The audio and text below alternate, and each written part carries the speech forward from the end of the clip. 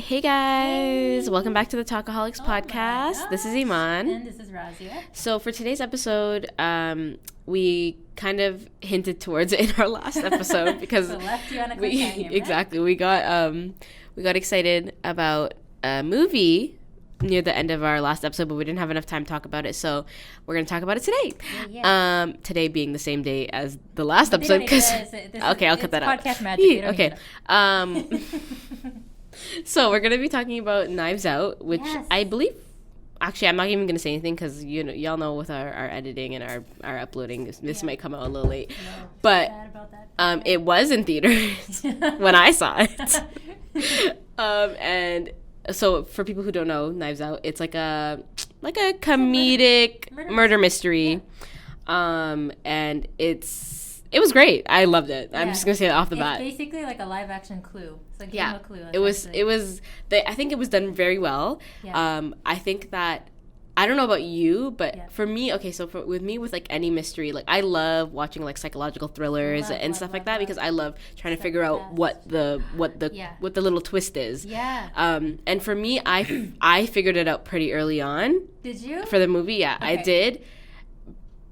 But the thing is, the movie kept me guessing for sure. It throws you things. Yeah, it does throw you things, and you're like, oh wait, like I did second guess, like I doubted myself in what I initially thought, but my initial thought was correct at the end of the movie. Yeah. But yeah, it was so good because they really did make you. So basically, the basic plot of the movie, without giving anything away, which we probably will give something away, but for now not, is basically like there's this old man, he commits suicide. And he's like a really wealthy man, and I think he owned a book publishing company. Yeah, because he's an author. Yeah, he's an author. Yeah, murder mystery books. Exactly. So he's found in his room. He's committed suicide. He slit his throat. And now there's an investigation because some people think that he didn't kill himself. Mm-hmm. And he has a pretty big family, and he kind of has been supporting his family throughout life, and now everybody's pretty much a suspect because it's like this guy who is really wealthy has passed away. It's kind of centered around the fact that there's this will. That the will, giving away like his riches, like exactly. The house, so who has everything. Well, they're all suspects, but who has a motive to have possibly killed him? Yeah. Because it just doesn't make sense that he committed suicide. Right.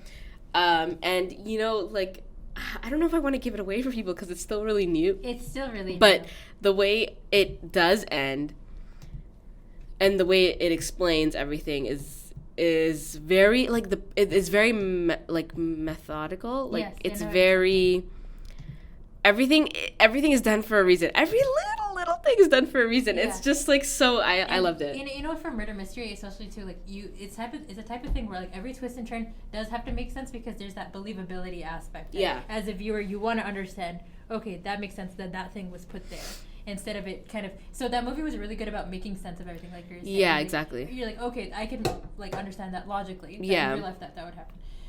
I thought like in terms of like it being a murder mystery for me, like I think later, like for me especially now, like knowing that I can figure out the end of a movie versus like when I was a kid. I can figure out a movie much quicker than before, and like I kind of suspend my like disbelief much quicker earlier in the movie. Yeah, because I'm like I kind of don't want to know. Like I kind of just want to watch this. Like I went into this movie knowing only that a few people, like I know the trailer came out and stuff, but I knew Daniel Craig was in it, Captain America was in it. Yeah. I mean, I don't have to say his real name.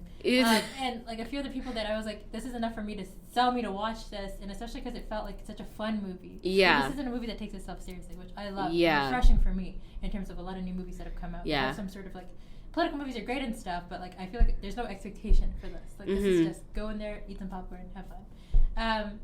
I just love that there was like a lot of like cast members with different personalities that did feel like it was like a live clue board being played out in front of you. Yeah. And I feel like the girl at the center of it was nice that it was his nurse that we're kind of focusing on, and like, and you know, and what is so interesting about the movie is that it has like this, and it's funny that you brought up like how like political movies and stuff like that, because it has like this underlying message, which I loved how they did it. I love that is political. Yeah, it's entirely political. It's so that's what's so interesting because like the family is white, yes, right, and his nurse is Hispanic, and she is I believe it's her mom who doesn't have papers, right? Yeah, not her. She has her papers. Yeah. Her and her sister are fine, but it's her mom who doesn't have papers. Yeah. And so she's very, very cautious in how she interacts with people and how this all plays out, because she's worried that if people investigate into her life too much, then they're gonna figure out that her mom doesn't have papers and her mom will be deported.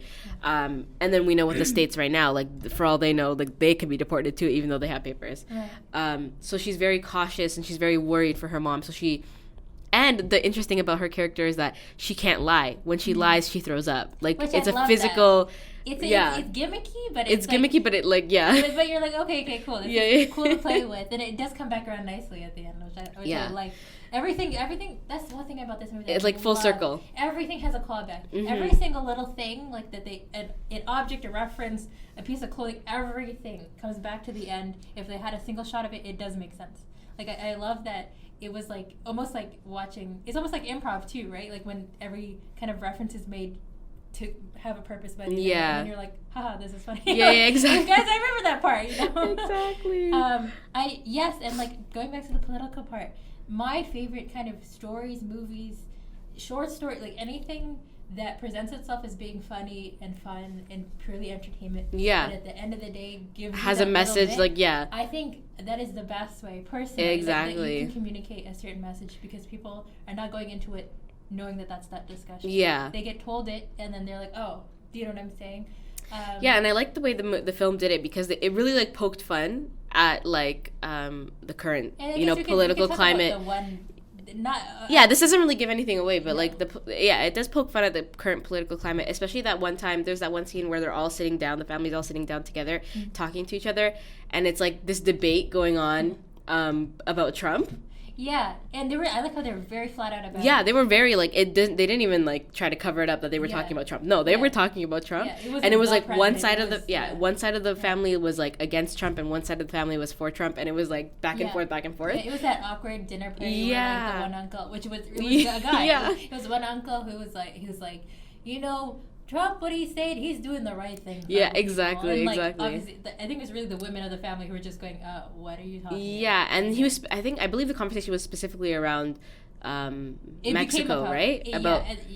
And then it was, and it would, the wall or something. Yeah, something like that. And then it panned over to the girl, the girl who's there. Because he made it awkward. And he was fucking I was cringing. It was so cringy, because she's supposed to be like part of the, like she's probably one of the closest people to.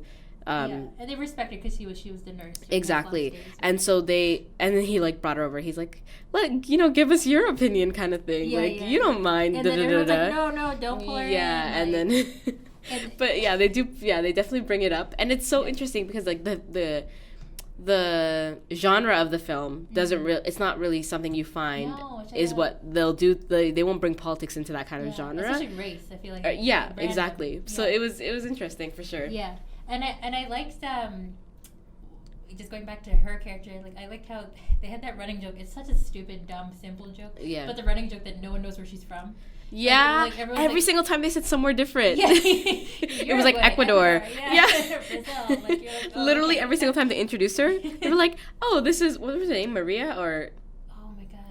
I think it started with an M. I can't remember. Yeah. But they were like, this is da-da-da from Ecuador. This is da-da-da from, like, and they're all Brazil. It's almost always in a sentence where they, like, because they, like, kind of play up the fact that they, like, really love her and kind of, like, she's part of exactly. So they always say something like, oh, you know, she's so great, like, and, you know, everything that her family has gone through from blah, blah, blah, this country, and then you're like, it's like a little, it's such a simple gimmick, but you're laughing. Yeah. Right? And, like, and it's also the slightest not to tell you from the very beginning of the movie, they know nothing about her. Exactly. And they actually don't give a shit about her. This is all money motive at the end of the day. Yeah. And I like how they made all the characters, like, despicable in their own way. Like, they don't, like, there's some characters who are more obviously there for the cash, for the money at the end of the day. Some of them are just shitty people. Like, for me, this is, I think, for anybody, it was kind of a spoiler. Well, forget it. It's the female character, the youngest one. Yes. Oh, I was so mad at her. Like, oh my god, she was so like she made herself because she was so there was the youngest one who's like in university or whatever. Yeah. She's like the closest person in age to the nurse, and so she was like the one who was kind of like her friend, you know? Yeah. And then she was like, she was so fake. And they set it up well because there's a lot of shots of her with her hand around her shoulder going, "Are you okay?" Whatever. Yeah. And they kind of try to sell it to you that they're close. And obviously, like, the main character, I'll call her Marie, even though I probably know her name. She's nice to everybody. Yeah. But she even, like, in several parts of the movie, like, is often like, "It's okay, I understand you're going through troubles." Like, it's very forgiving. Exactly. But she's such a sly little, like, she just, oh my god, there's some parts of the movie that I was like, there's a lot of millennial jokes. There's a lot of jokes towards young people, which I find really interesting, because even the boy character in the washroom, I was like, what the hell? Yeah, his character was interesting. I like how he had 0 lines, but you're just He had 0, like, literally, did he talk at that? Oh, no. But just, there's so many, like, jabs at, like, younger people. Yeah. that were so interesting. But for the context of the movie, I was like, okay, I'll accept it. This makes complete sense. Yeah. It was a great movie all around. Like, it was good in terms of the mystery part, like, finding everything out, and then all that stuff. Yeah. And the plot goes somewhere. Like, I like how none of it really stays.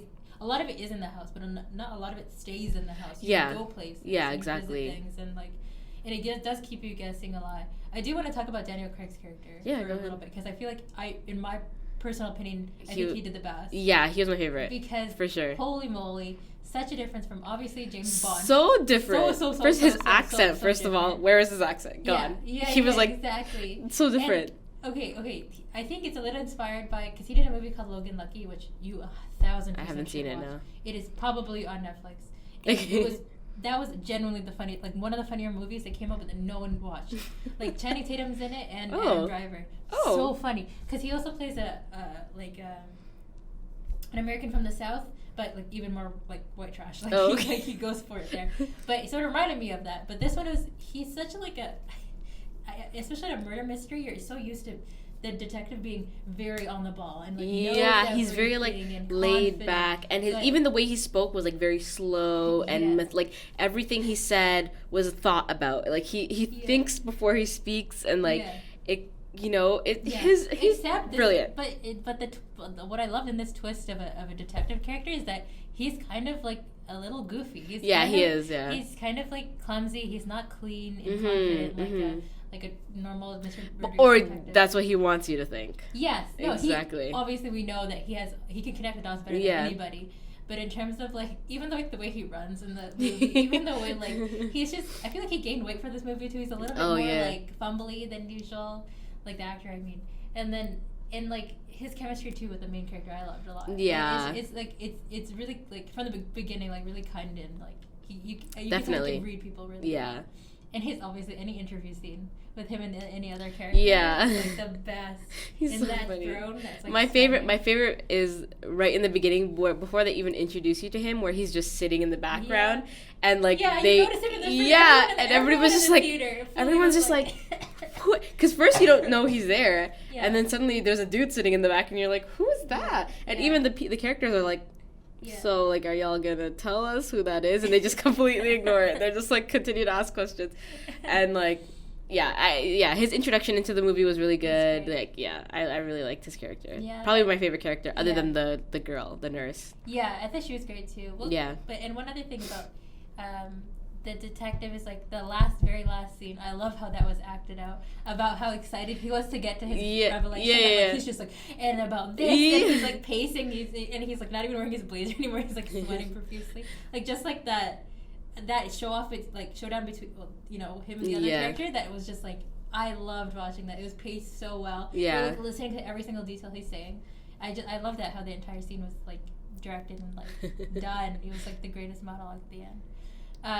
But yeah, and I thought, obviously, the actress, who I, like, follow on every single social media account now, she's great. She's, like, really diverse, especially now that I've seen her in Blade Runner 2. Like, I think she's gonna be the next James Bond movie. I feel okay, nice. This is, like, we're seeing the kickoff to her career. Yeah. It's gonna be really interesting. Yeah, her character was so interesting. And she's also really, really, really pretty. Like, she is. There's so many close-ups of her that I'm like, oh shit. She looks so pretty. She's so funny. And she funny. looked really good during the Golden Globes, like the red carpet.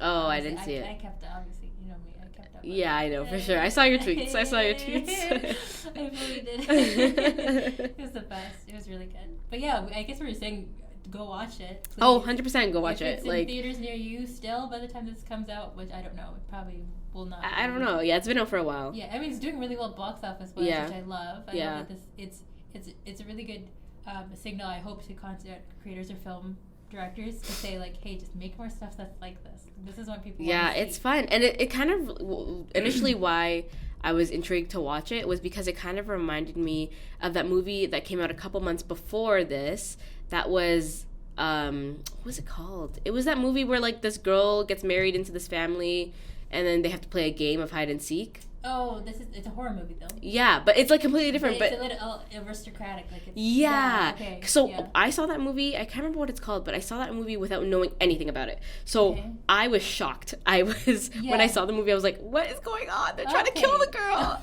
Like, what's happening?"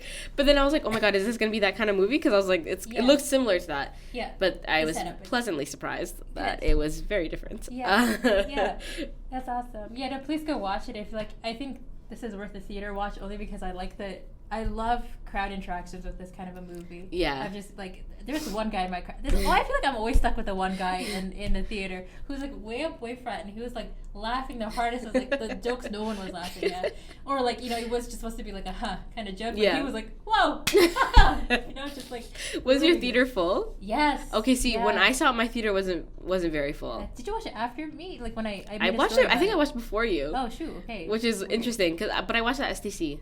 I watched it in Etobicoke. Oh, okay. With my cousin. Okay then. But it was full. It was really full. We were surprised too. We initially went in there. Yeah. Thinking, mine wasn't too full. I don't think. Yeah. It was full. It was but I like watching it in theaters because I like having that, like other people in there and like hearing other people's reactions and stuff like that.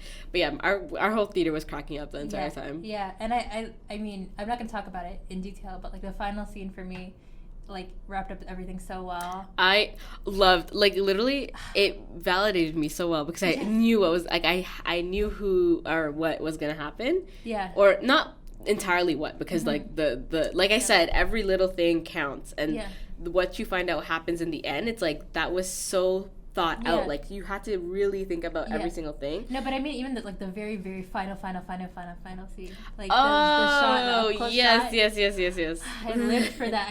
I feel like I should have seen that coming because that's also like one of the first things you see. Yeah. And that's again, they do a lot of full circle stuff. Yeah. And I was just like, oh yeah, of course that's how you would end it. Like that's the best. Like I was, when you get mad at yourself for not seeing something coming fast. Yeah.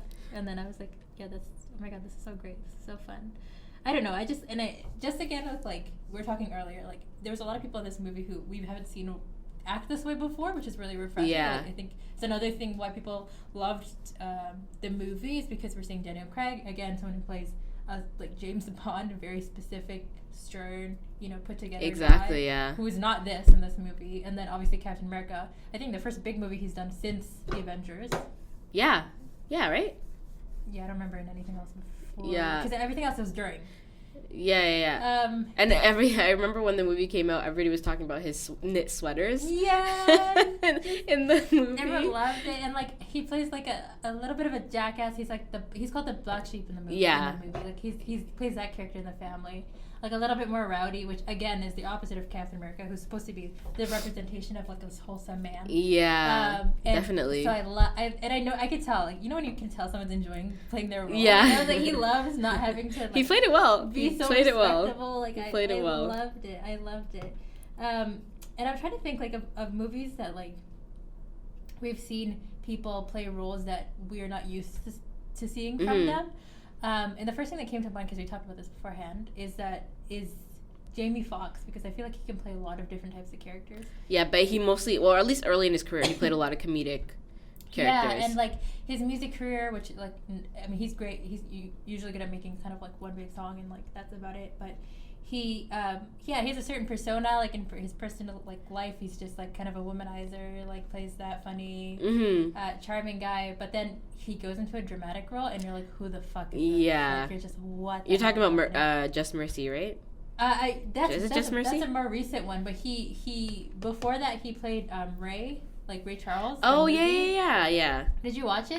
That came out when I was really young. I don't think I've seen it. I watched it maybe like I was in university. I remember when it came out, I was so young, my parents wouldn't let me watch it. Yeah, you wouldn't have been appropriate to. I don't think so. So I don't think I have seen it, but I know he played it. Amazing movie. It's amazing movie. He did actually win an Oscar for this. Oh, okay. But talk about, like, I really suggest you like give it a shot if you know him as like a celebrity versus anything, because he becomes a different person, like on screen. It's like kind of shocking and like completely, obviously he got an Oscar for it. A lot of people thought the same.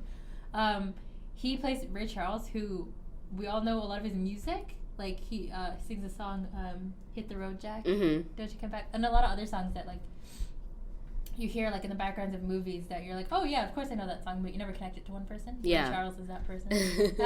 And Ray Charles is like a really interesting like artist and musician of his time who was actually a lot more problematic than I knew about. Like he's actually not a great guy. I'm like not gonna spoil a lot of it. Yeah. But he plays like a really conflicted character, and like just the way because he can sing too. Yeah, right? exactly. Sorry, I just like spat in your face. No. Sorry, I'm like getting way too excited about movies.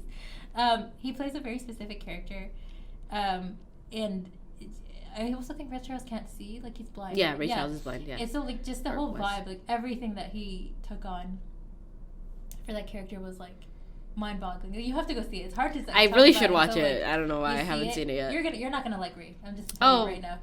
You're not gonna. As in a person. Yeah. You're just like, wow, this is pretty messed up. But I will still listen to your music. I think that's one example for me. Like just going back to the idea of like an actor doing something you just never would imagine them doing. Is there one that you could think of? I don't know. I can't really think of. Well, when you said Jamie Foxx, I don't know why. Oh, and I thought of Just Mercy, which reminds me of Michael B. Jordan, because Michael B. Jordan is in the movie with Jamie Foxx. I haven't seen it yet, Just Mercy, but it was at TIFF, and it apparently was really, really good. And it's in theaters now, I think. But I would say that Michael B. Jordan plays a lot of serious roles. And so him in Black Panther was a little different. Yeah. Because he doesn't do a lot of like action roles, right? I don't know. Maybe I just haven't seen enough of his films. But a lot of the films I have watched, like Fruitvale Station. This is true. No, you're like he plays a lot of dramatic, like very serious roles. Yeah. That's what I mean from my experience of watching him. Yeah. No, Black Panther is a good one too. And a lot of people didn't imagine him to be in a villain role. That's one thing. Another thing. Yeah. Because he usually plays the role of like. He's very wholesome in a lot of movies too, and you root for him. And so this was different.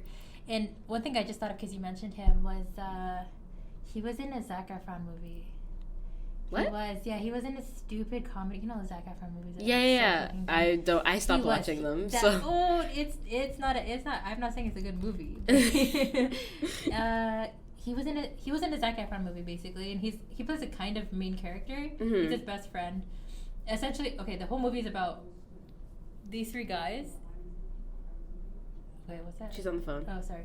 There's three guys who are best friends, who, which include Zac Efron, Jamie Foxx, and this other guy who I don't remember his name for some reason. But anyways, so they all three are like single guys looking to. It's one of those movies. Like, okay. Yeah, it's them. Yeah. Fun, but he plays a comedic role that I haven't seen him like be like laid aback about. Okay. You're not I see what you mean. Seriously, like it's really. That's it's true. Really, really good. He tends to play a lot of like serious roles. Yeah, and like it's a Seth Rogen type movie. So just imagine that vibe of like them. It's a lot of physical comedy, a lot of inappropriate jokes and stuff. Yeah, like, it's a lot of that. Interesting. Which was different to see him. That's definitely a lot different. Another person, like obviously this is a classic example, but like Jim Carrey for like a long time had a very comedic career. Like, he was definitely a comedian. But like I think as soon as he did Truman Show and Eternal Sunshine of the Spotless Mind, he like proved that he could be a dramatic actor. Have you ever watched Truman Show? I haven't. No. Oh my god! Okay, it's a really good movie. It's a really, really, really. I haven't seen a lot of Jim Carrey movies, so. But this one's really, really good. Like this one is the first movie like your philosophy teacher will put in front of you and go like. See, I didn't take philosophy, so. Oh my god! It's such. You will blow your mind. You will love this movie. 100,000%. You will love this movie. More than anything I mentioned. Maybe Logan Lucky more than this. But Truman Show is such a like I watched that movie like bajillion million times. Like it's him being a normal person. Okay. Which is hard to like at the time. Because he's very over the top. Yeah. Yeah, because he played characters like The Mask. Yeah, exactly. That's one. I've seen that one. Yeah. Like, can you imagine like going from that like over exaggerated expressions and like all the physical comedy he used to do to like just playing a guy? Like, is That's very true. different. He's very emotional in this movie, which is like, yeah, like he definitely proved a point there. I'm trying to think of others. Like Heath Ledger's an obvious one. Like when he played the Joker, like a lot of people when he was first cast, like people went no. Like this is not going to be good. Yeah, like, which I feel like is a lot of the with when it came to like say for example Batman movies. Every single time they pick a new Batman, everybody's like, no, yeah, that's not gonna work, and then it ends up being okay. Yeah, for the most part. Even the recent Joker, a lot of people know Joaquin Phoenix. I mean, I feel like a lot of people who've seen his work before knew he could play a dark character, but people just remember him from like Gladiator or whatever. I didn't even know he was in Gladiator. Or like looked at him and went, I just knew him from Her. You just knew him from Her? Yeah, I keep forgetting he's in that because he looks so different. Yeah, like, so different. He looks like a teddy bear compared to like he looked like the little mustache. Yeah, yeah, but I think because of the first shot you see of him as the new Joker with like the long hair, everyone was just like, what is that? That looks so weird and different. But knowing his acting chops, like that's a guy who can act. Like that was terrifying watching that movie. We talked about this. Yes, we did. Okay, yeah, but like obviously Heath Ledger would be one obvious one, and we know like after what had happened, like how much of himself he gave to that movie. Oh God, yeah. I feel like that role just needs a lot from someone. It just takes a lot. It puts you in a very dark place. Yeah, I'm always wondering like what you can go through in your head. Yeah, like, you're literally putting your health, like your life, on the line for what, an hour long, 2 hour long movie. Like, is that? I don't know how I would make that decision as an actor, to put your art first over that. Yeah. I don't know. I guess you gotta be really passionate about the arts I just gotta love it so much. Yeah. I don't know. I think those are the big ones for me. Definitely. But I mean, overall, like we kind of went off track a little from the movie. Sorry. But no, it's fine. But we want you guys to watch it, and that's why we didn't spoil it for you, okay? Because usually when we do movie reviews, we give it all. We tell y'all everything. So make sure to go see Knives Out. We want to hear from other people what you guys thought of it. But like, I mean, obviously you can tell from us we both really, really enjoyed it, and it was great. Like they did a good job at what they were trying to do. Right. And I'm sure like there's a lot more to go into detail about, because like their stylistic choices and like stuff like that. Like even the house, like the things they really make present in the house, and how the house is set up, and like what is around, what like the books and everything, what's on the walls. That's what I like love, all the little things. You know the house. You know the setup of like the exactly. All the little things they add. It's like everything ties in very well into the storyline and into the plot and what's important for the storyline. So I think they did a really good job. I haven't seen any bad reviews about it, but like I'm sure there's something that someone has. I know there's critiques always, so there's I'm sure I'm probably gonna see what the critiques are, because it's interesting to see the other side, the flip side. But I mean, I think we can wrap it up here. Yes, please. Yeah, so remember guys, well, first of all, we hope you guys enjoyed this episode, because we always love talking about movies, even though we're probably the only ones who love it, but that's okay. That's another topic for another day. So on stats. So make sure to follow us on Instagram and Twitter, and then obviously you can listen to us on YouTube, SoundCloud, and the Apple Music podcast. Did you mention Instagram? Yes. Okay, sorry.